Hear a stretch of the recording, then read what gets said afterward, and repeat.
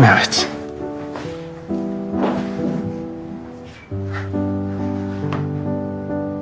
Biz niye ayrı odalarda kalıyoruz?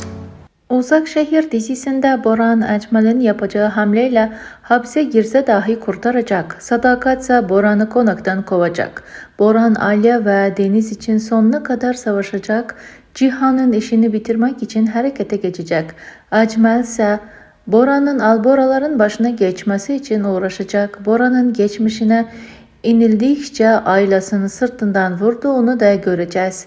Zerrin bebeği ise aldığımız duyumlara göre kazasız bir şekilde dünyaya gelecek. Zerrin için artık konağa gelme vakti geldi. Sadakat Zerrin'i konağa getirecek. Zerrin dediğimiz gibi vurulma falan yaşayabilir, belki de ona benzer bir dram izletecekler. Muhakkak bebeğe bir şey oldu mu?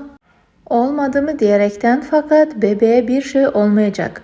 Kaya ve Zerrin çifti ise Sadakat'ın Alya ve Cihan'a nasıl davranıyorsa aynı muameleyle karşı karşıya kalacak. Zerrin ve Demir boşanması birkaç bölüm içinde gerçekleşecek. İpek ise Demir'e Zerrin olduğu yeri ifşa edecek ve oradan saldırı gerçekleşecek.